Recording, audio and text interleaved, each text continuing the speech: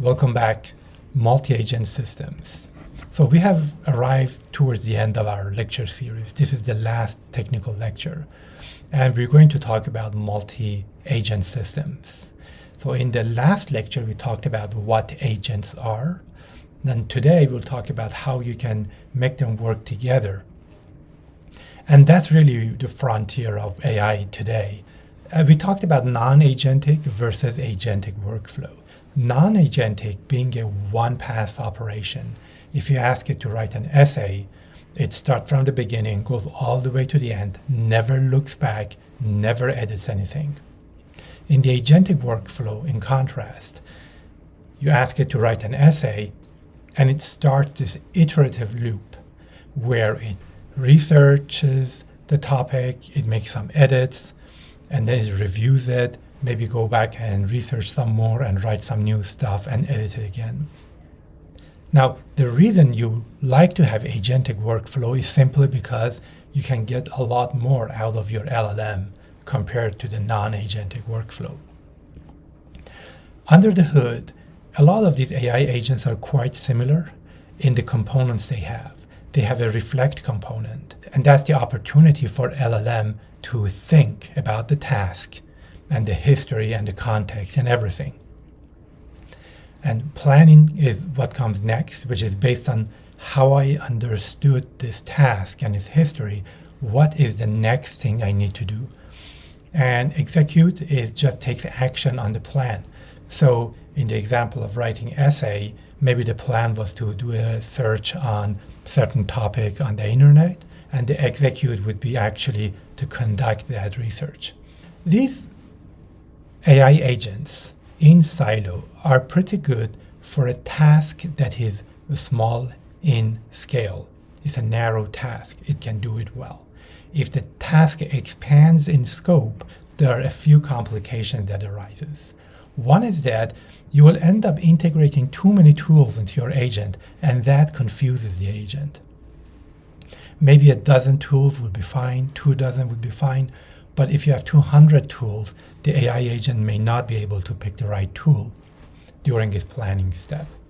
The other is, if the task is complicated, the context can become very large. And again, that becomes an issue. The agent may not be able to figure out what to do, given that the context has become huge. Third one is that agents benefit from specializing on a task or a topic. To resolve these issues, we like to have multiple agents working in tandem. And a good way to think about this is to go back to this microservice architecture. That's a good analogy. So we used to have monolithic software products. So the industry figured out that the better way to manage a large application like e-commerce is to break it into smaller services where each of these services focuses on one thing.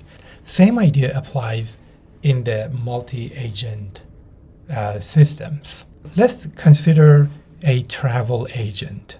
Well, there are many steps involved, all the way from purchasing tickets to doing research on the best deals, the hotels, maybe the visa situation. And if you try to cram it all into one agent, there are issues with that. A better way would be maybe to have 5 or 6 agents. One could be a researcher that explores the tourist attractions and so forth. One might be legal and travel advisory. One could be about budgeting. One could be just for the transaction. So what does a multi-agent system look like? Well, a simple implementation could be like what you see here on the screen. The user is interacting with the software the same way they did with a single agent setup, not even knowing that there are multiple agents behind the scene. It says, build an e-commerce app for me, right? Build an entire software product for me. And what you could have is maybe 4 agents here. You will have the planner agent, and that is the one that communicates with the user and is essentially the supervisor, is the manager here. But underneath, there are 3 agents that are more specialized. One of them is a developer agent that does only development work. The other one is the quality engineering, and another one is maybe documentation. Again, being inspired by microservice architecture, we could say, instead of having just one planner agent, one developer agent, and one of each, we could have a pool of multiple, because maybe that we need a lot more developer agents than documentation agents. The benefits of multi-agent, one is modularity. You could work on the developer agent without impacting documentation agent or supervisor agent or the others that have nothing to do with this. Specialization and control. All right, now that we know what multi-system agents are, let's talk about their architecture, the different ways you can put them next to each other and connect them to one another. Well, we're going to start from the single agent. That's where we were last week. You just have one agent. That agent has access to a bunch of tools, and that's it. That's where we were last week, one agent. Now, the simplest form would be just to leverage that, but the tools themselves could be agents, right? So this LLM or the main agent doesn't even know that the tools it's calling are agents. But when you call the function to run the tool, that will trigger another agent. You could also have the network architecture where you allow every agent to communicate with another agent. And if you're familiar with Crew AI, which is a framework I will talk about in a little bit, is an example of this. Every agent can talk to another. Well, it's very flexible, but it could easily get out of hand, out of control, because there are so many permutations. Often in building these networks or in this architecture, you want to arrive at a balance between flexibility and reliability. Another architecture would be to have one agent that's allowed to communicate to all the agents, but neither of other agents are able to communicate directly with each other, right? And the example I showed you of that software agent where I asked it to create an e-commerce was an example of this. Well, logically, you can take the supervisor agent and stack them on top of each other and end up with a hierarchical agent. And finally, you can create your own custom architecture that doesn't fit any of these other models. Maybe it's a mix of all. And that's probably, in many cases, you will end up doing. Let's go ahead and actually build something. The first that I'm going to show you is building an agent with LangGraph. LangGraph, again, is an open source library for working with large language models. And it has three agents. You have the supervisor agent, and of course, this is a supervisor architecture. It has access to two agents. One of them is a math agent for anything math related, and another is a web search agent. Each of these agents have access to their own set of tools. All right, let's build that with LangGraph. I'm going to import a bunch of modules from LangGraph, pick the LLM as a reasoning engine, and that's going to be GPT-4o. I'm going to need access to three tools, and these tools are represented as functions. One of them is add and multiply. These are really the math functions or tools that the math agent will have access to. And I have a web search. Then I create these two agents, the math agent. So here, use the GPT-4 model. You have access to these tools. Your name is math expert, and then there is some context for it. And another agent for the research, and I give it the web search tool, right? So I am creating this math agent and the web search agent and make the tools available to them. I haven't built this yet. That is next. I create a supervisor agent that has access to research agent and math agent. It's powered by GPT-4, which is the model I selected. And there is some context for it. It says, you're a team supervisor managing a research expert and a math expert. For current event, use the research agent. For math problems, use math agents. So this is the part where you would have to do prompt engineering, where you need to iterate depending on your use case. And that's pretty much it. You just compile it, and now you have this app, and the app is this encapsulation of your supervisor, all the subsidiary agents and the tools, and now the user can say what's the combined headcount of FAANG companies in 2024. So interestingly, it takes 11 seconds. And like I said in the last lecture, when you work with agents, you have to change your way of thinking that this is not immediate responses, but they can take time. And here is the log of conversations, the communication that happened within that app. And you can trace it on Langsmith as well. And here is all the communication that went back and forth. Even though our question was very small and the response was very small, you end up consuming a whole bunch of tokens. And that could add up in cost. So this is how many tokens it took, and that's the cost of it.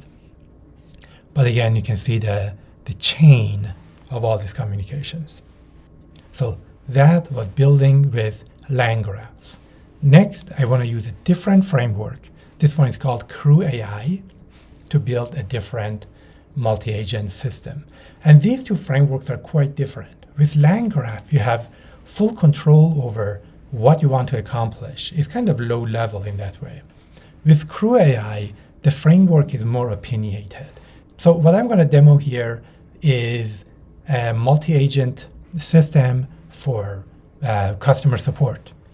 You have two agents within the system. One of them is a support agent, one of them is a quality assurance agent. And by the way, this is not the supervisor architecture that we looked at before. This is more like the network architecture. You have control over what agents can communicate with each other, but nevertheless, you're starting with that network architecture.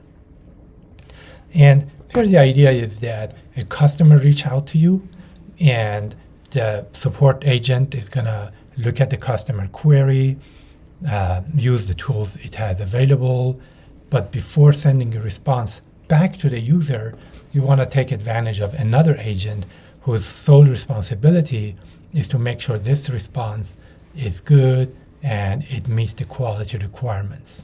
So the customer may say, how do I use feature X on your product? And the name is John Smith from Apple Incorporated. All right, so I had some difficulty installing the dependencies for CrewAI on my laptop. And for that reason, I'm just going to show you the GitHub page of Deep Learning AI. But in CrewAI, there are three main concepts you need to know. One is agent, which represents, if you think of a human in an organization, your title might be quality engineer, software engineer.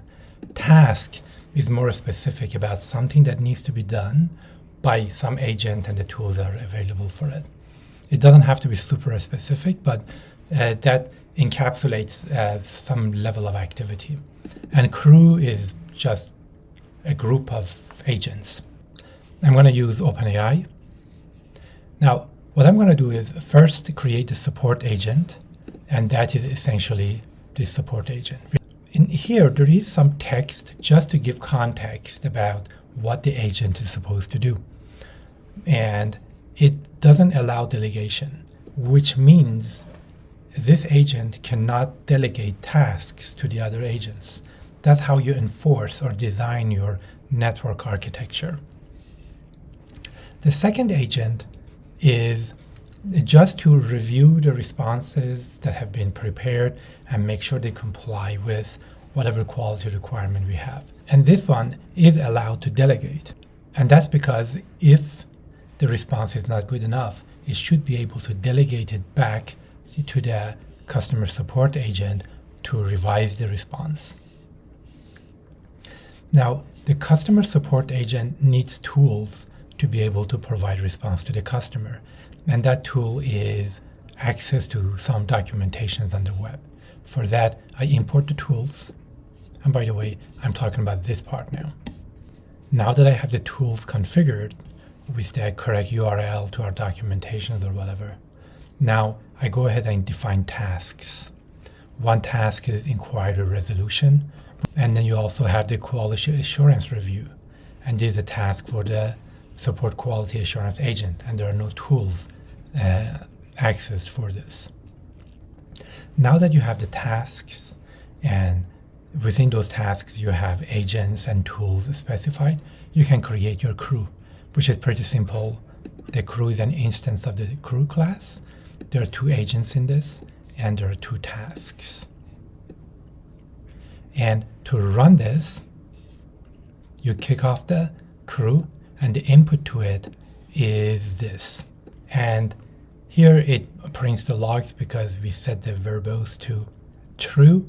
But if you look at the very end of this, this is what the agents returned.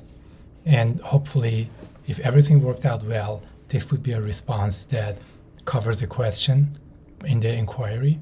It matches the information in those reference websites, and it complies with the quality requirements. So we talked about multi-agent systems and looked at 2 frameworks where you can build yours. I hope that was useful.